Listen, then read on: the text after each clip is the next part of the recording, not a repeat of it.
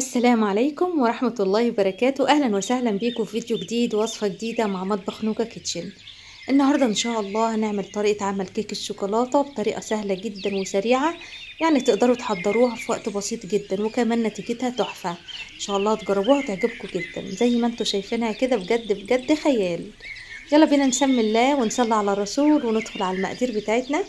بس يا ريت فضلا وليس امرا، لو اول مره تشوفوا قناتي يا ريت تشتركوا في القناه وتفعلوا الجرس عشان يوصلكم كل جديد. وكمان لو عجبكم الفيديو ما تبخلوش عليا بالضغط على زر الاعجاب. اول حاجه معايا كوبايه من اللبن، ومعايا كوبايه زيت، وكوبايه سكر، وكوبايتين الا ربع من الدقيق، ومعايا فانيليا سايله هاخد معلقه صغيره، ومعايا 3 بيضات، طبعا البيض بدرجه حراره المطبخ، ومعايا معلقه صغيره من النسكافيه، معلقتين 2 كاكاو مر، وكمان معايا معلقتين 2 كاكاو محلى، ومعايا ذرة ملح صغيرة، والبيكنج باودر بتاعي انا بستعمل كيك شيف يا اما بيكنج باودر، الاتنين بصراحة نتيجتهم بتبقى كويسة جدا. تمام كده حبايبي.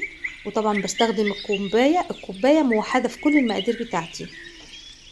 اول حاجة هنجيب بقى شفشق الخلاط بتاعنا، وهنزل بكوباية الزيت، وهضيف على الزيت كوباية اللبن،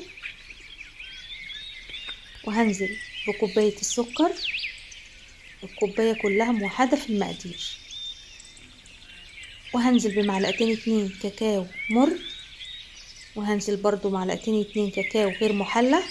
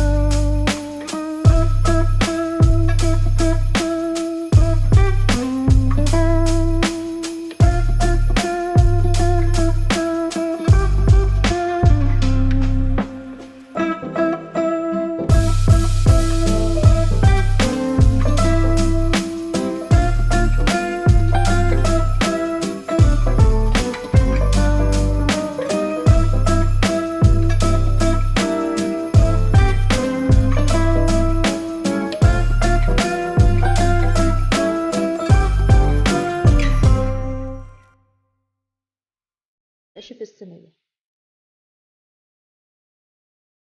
تاكلوا احلى كيكة النهاردة ان شاء الله، بجد بجد تحفة، طعمها جميل جدا، يعني تعتبر كيكة بدون شوكولاتة وبدون كريمة.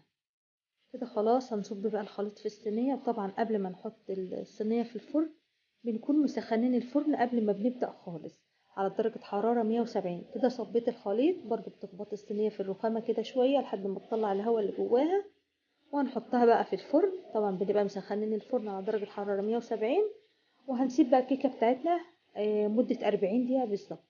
كده حطيتها لمدة 40 دقيقة بالظبط، حطيتها على الرف اللي تحت، وزي ما انتوا شايفينها كده اختبرتها بعصاية الشيش طاووق، ما شاء الله مستوية جدا معايا.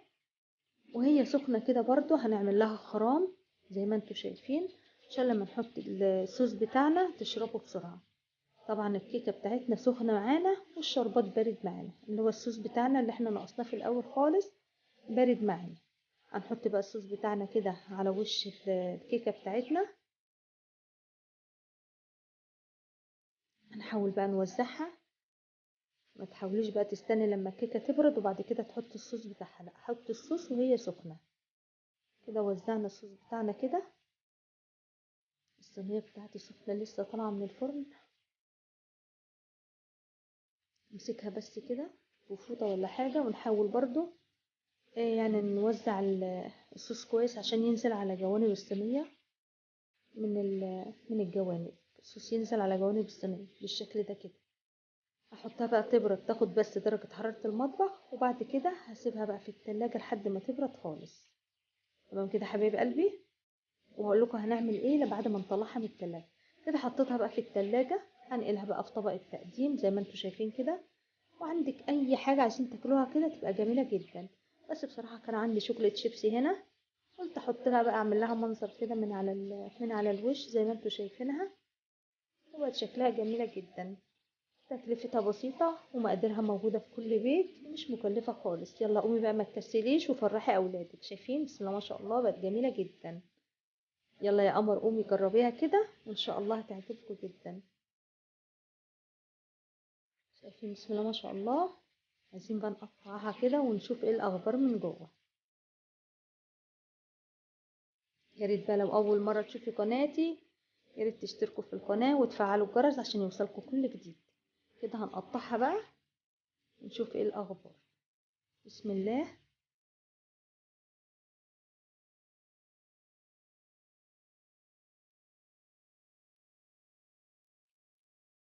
الله على الجمال، بجد بجد تحفه. يا رب حبايب قلبي تكون عاجباكم. يلا بقى قوموا جربوها. لو عجبكم الفيديو ما تبخلوش عليا باللايك والشير وسبسكرايب. اشكركم على المشاهده. السلام عليكم ورحمه الله وبركاته. بحبكم في الله.